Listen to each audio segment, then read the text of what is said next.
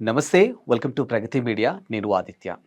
ఈ మధ్య కాలంలో మనం చూస్తే పెళ్లి అంటేనే యువత అసలు కంటికి కూడా కనిపించకుండా ఎళ్ళిపోతున్నటువంటి పరిస్థితులు మనం చూస్తున్నాం. ముఖ్యంగా పెళ్లి అంటే చాలా భయపడుతున్నారు. నిజంగా వాళ్ళు భయపడుతున్నారా? లేదా నిజంగా వాళ్ళకి ఆల్టర్‌నేటివ్ ప్లాన్స్ ఏమైనా ఉన్నాయా? ఇంకో విషయం ఏంటంటే కొంతమంది పెద్దలకి నో చెప్పలేక, సొసైటీకి భయపడి ఏమనుకుంటారు అని పెళ్లి చేసుకున్న బ్యాచ్ ఒకటైతే, ఎవరేమనుకుంటే నాకెందుకు? నా లైఫ్ నేను హ్యాపీగా ఉన్నానా? లేదా? అనే బ్యాచ్ ఇంకొకటుంది. అసలు ముఖ్యంగా 90స్ కిడ్స్ కానీ, జెన్‌జీస్ కానీ పెళ్లి మీద ఎందుకు వాళ్ళకి ఇన్ని అపోహలున్నాయి? అసలు పెళ్ళంటే ఎందుకు ఆ వైపు కూడా తొంగి చూడట్లేదు? తెలుసుకునే ప్రయత్నం చేద్దాం. సో, వీటి గురించి వివరించడానికి ప్రస్తుతానికి మనతో పాటు స్టూడియోలో ఉన్నారు సోషల్ రిఫార్మర్ అనిల్ గారు. సార్‌తో మాట్లాడించే ప్రయత్నం చేద్దాం. నమస్తే అండి. నమస్తే ఆదిత్య గారు. సార్ 90స్ కిడ్స్ కానీ, జెన్‌జీస్ కానీ పెళ్లి అంటే చాలు అదో బూత్‌లా చూస్తున్నారు. అసలు దగ్గరకి కూడా వచ్చే పరిస్థితులు లేవు. వాళ్ళ సైడ్ నుంచి వాళ్ళ సైడ్ నుంచి వస్తున్నటువంటి మాటలు ఒకటి చూస్తే, ఎవరేమనుకుంటే మాకెందుకు మా లైఫ్ మేము హ్యాపీగా ఉన్నాం కదా! పెళ్లి చేసుకుంటేనే జీవితమా అనే మాటొస్తుంది. ఇంకొకటి సొసైటీకి, ఫ్యామిలీకి భయపడి పెళ్లి చేసుకునే బ్యాచ్ ఇంకొకటుంది. బట్ వాళ్ళు పెళ్లి చేసుకున్న హ్యాపీగా ఉన్నటువంటి పరిస్థితులు కూడా చాలా తక్కువ అన్నట్టుగా చాలామంది మాట్లాడుతూ ఉంటారు. ఎందుకసలు?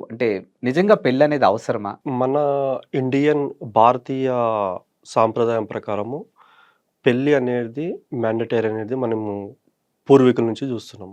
ఓకే. సో, జనరేషన్ మారుతున్న కొద్దీ, కల్చర్ ట్రెండ్ మారుతున్న కొద్దీ కొంచెం ఇప్పుడున్న జెన్‌జీస్ ఎవరైతే ఉన్నారో వాళ్ళకి పెళ్లి అంటే ఒక భయంకరమైన రెస్పాన్సిబిలిటీ లాగా ఫీల్ అవుతున్నారు. ఎందుకు అంటే వాళ్ళ మిలీనియల్స్ అంటే వాళ్ళ బ్రదర్స్ గానీ, లేకపోతే వాళ్ళ బాబాయ్, పిన్ని వీళ్ళ మ్యారేజ్ లైఫ్ చూసి భయపడుతున్నారు వాళ్ళు. ప్లస్ సొసైటీలో కొంతమందిని చూసి ఈ డైవర్స్ కేసులు గానీ, రీసెంట్‌గా మనం న్యూస్‌లో చూసాం చాలా. లైక్ హస్బెండ్‌ని వైఫు ఇచ్చేయడము, చంపేయడం అనేది లాస్ట్ 1 ఇయర్‌లో చాలా జరిగింది. అవును. సో, ఇది ఎక్కువ రూరల్‌లో జరుగుతున్నాయి ఇవి. ఎందుకంటే రూరల్ ఏరియాస్‌లో ఎథిక్స్, వాల్యూస్ అనేది అంత ఉండవు. ఆళ్ళకి అసలకి ఒక ఇండియన్‌లో ఒక లా ఉంది. ఒక లీగల్ సిస్టమ్ ఉందనేది చాలా మందికి తెలియదు. అంటే ఆ క్షణికావేశంలో ఒక నిర్ణయం తీసుకొని చిన్న గొడవ ఉంటుందది. ఒక చిన్న నిర్ణయం తీసుకోవడం వల్ల ఇటు ఇలాంటి క్రైమ్స్ అనేది ఎక్కువవుతున్నాయి. సో, ఇవన్నీ చూసేవరకు ఏమవుతుందంటే జడ్జెస్ కొంచెం భయపడడం స్టార్ట్ చేశారు. రీసెంట్‌గా మనము కొన్ని ఇన్‌స్టాగ్రాము ఛానెల్స్‌లలో కొన్ని వీడియోస్ చూసాం. ఎట్లా అంటే అమ్మాయిలు గూడా సరింగా ఒక్కొక్క అమ్మాయి ఇంతమంది బాయ్ ఫ్రెండ్స్‌ని మెయింటైన్ చేస్తున్నారని, మనము కొన్ని కృష్ణకాంత్ పార్క్ దగ్గర కొన్ని వీడియోస్ రిలీజ్ అవుతుంటాయి ఎక్కువ. అంటే కొంతమంది చెప్పడము. ఇదంతా ఏమవుతుందంటే ఎథిక్స్ వదిలేసారు. ఎథిక్స్ అనేది వదిలేశారు. ఇదంతా ఏమవుతుందంటే వాళ్ళకి నిజంగా ఇది జరుగుతుందా? లేకపోతే ఇది ఇప్పుడు నాలాంటి వాళ్ళు ఎలా ఆలోచిస్తారంటే, ఒక వీడియోని వైరల్ జేయడానికో, సబ్‌స్క్రైబర్స్‌కి పెంచుకోవడానికో, లేకపోతే వ్యూస్ ఎక్కువ రావడానికో కొన్ని నెగెటివ్‌ని ఎక్కువ స్ప్రెడ్ జేస్తుంటారు. అది నాలాంటి వాడు అబ్జర్వ్ జేయగలుగుతాడు. బట్ జెన్‌జీస్ అంత అది ఒక వీడియో ఇది నిజమా? ఈ న్యూస్ నిజమా? కాదా? అని దాన్ని చూసి తెలుసుకునేంత కేపబిలిటీ అనలైజ్ ప్రెజెంట్ ఉన్న చేయలేరు. అనలైజ్ చేయలేరు. అవును. అంటే అంత కేపబిలిటీస్ జెన్‌జీస్‌లో లేరు. వీళ్ళకేమవుతుందంటే ఏదైతే వాళ్ళకి కనిపిస్తుందో నెగెటివ్ మేము దాన్ని వాళ్ళు చూసేదే నిజం. పాజిటివ్‌గా తీసుకుంటున్నారాళ్ళు. మేము చూసేదే నిజం. మేము చూసేదే ఇంక నిజము. హ్మ్. సో, అలా మెంటల్‌గా ఫిక్స్ అవుతున్నారు. ప్లస్ ఇంకోటేందంటే ఫ్యామిలీ బర్డెన్స్. అవును. ప్రెజెంట్ వాళ్ళ బ్రదర్స్ ప్రాబ్లమ్స్ ఫేస్ జేయడంలో, సిస్టర్ మ్యారేజ్ ఇవి మనం రెగ్యులర్‌గా మన ఇంటి చుట్టూ వాతావరణంలో కొన్ని జరుగుతుంటాయి. అవును. సో, ఇవి చూసి భయపడడము.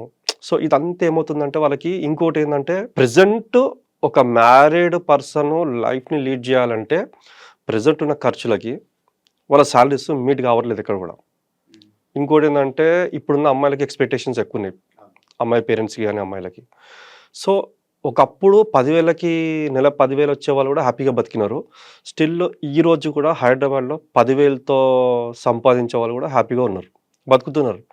ఎందుకు మనిషి మీద ప్రెషర్ పెరుగుతుంది అంటే, మ్యారీడ్ పర్సన్ మీద డిజైర్స్. అంటే ఇక్కడ ఎగ్జాంపుల్స్ చిన్నగా చెప్పాలంటే బెస్ట్ ఎగ్జాంపుల్ కంపారిజన్. ఇప్పుడు కంపారిజన్ లైఫ్ గురించి మీరు మాట్లాడారు కాబట్టి, నేను పర్సనల్‌గా నేను చూసింది గూడా పెద్దలనే మాట ఏంటంటే, ఏ వయసులో జరగాల్సిన ముచ్చట ఆ వయసులో జరగాలి అని అంటారు. బట్ చాలామందికి అందరికీ కాకపోయినా కొంతమందికి ఒక ఏజ్ వచ్చినప్పటికి కూడా లైఫ్‌లో సెటిల్‌మెంట్ ఉండదు.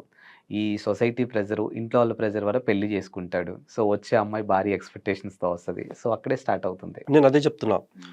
ఆహ్, ఇంతకుముందు పెద్దలు అనేవాళ్ళు ఏ వయసులో ముచ్చట జరగాల్సిన ముచ్చట ఆ వయసులోనే జరిగిపోవాలి అన్నారు. బట్ ఇప్పుడున్న జనరేషన్‌లో అది ఇంపాసిబుల్ అది. ఎందుకంటే 21 ఇయర్స్ మ్యారేజ్ అన్నప్పుడు 21 ఇయర్స్‌లో సెటిల్ అయ్యే వాళ్ళు ఎంతమందున్నారు? అసలు లైఫ్ సెటిల్‌మెంట్ అంటే ఏంటి? ఇల్లు కొనడము, కారు కొనడమేనా? సో, అలా సెటిల్‌మెంట్ అవుతే అలా కొని సూసైడ్ చేసుకున్న వాళ్ళు కూడా చాలామందున్నారు.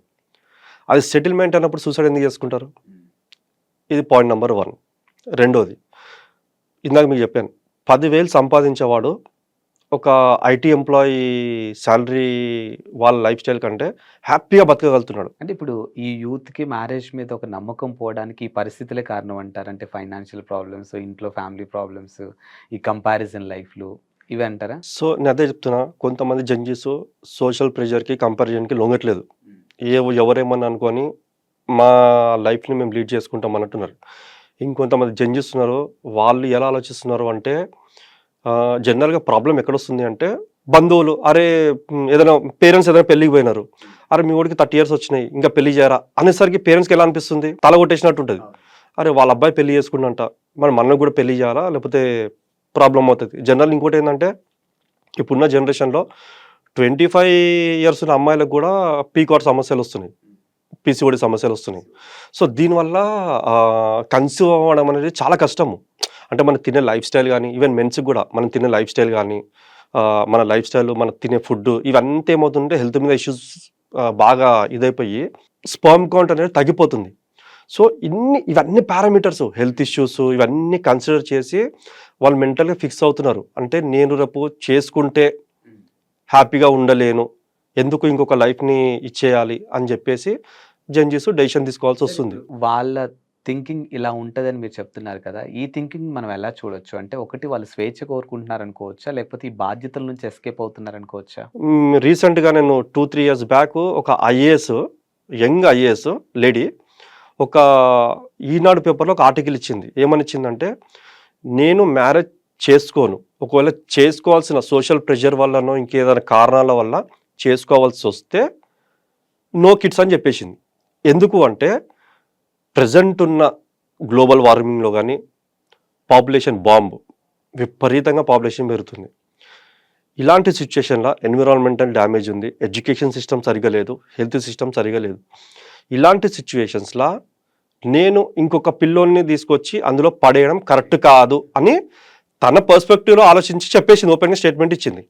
అలా కొంతమంది ఐఏఎస్ ఆఫీసర్లు, కొంతమంది యంగ్ ఐఏఎస్ ఆఫీసర్లు, యంగ్ ఐపీఎస్ ఆఫీసర్లు కూడా కొన్ని డెసిషన్స్ ఓపెన్‌గా చెప్తున్నారు. రీసెంట్‌గా బెంగుళూరులో డింక్ కల్చర్ వచ్చింది.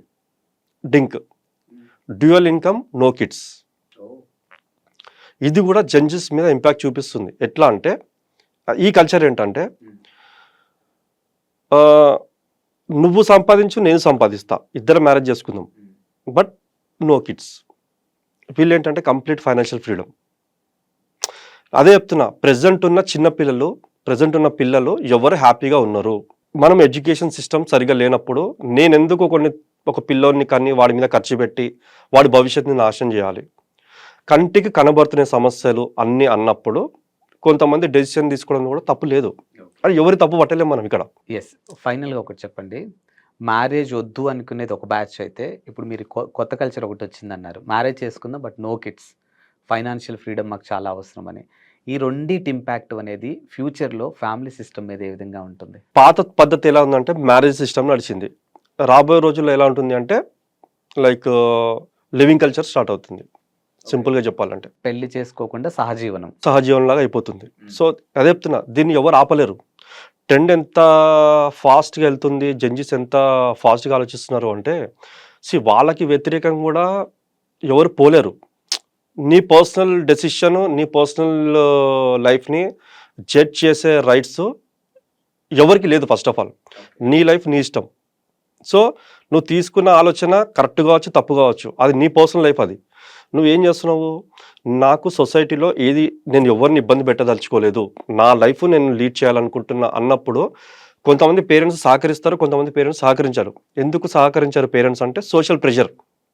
ఇప్పుడు 40 ఇయర్స్ వచ్చినాక కూడా మీరు అమీర్పేటలో చూస్తే 35, 40 ఇయర్స్ వచ్చిన చాలా మంది ఉన్నారు మ్యారేజ్ కాని వాళ్ళు.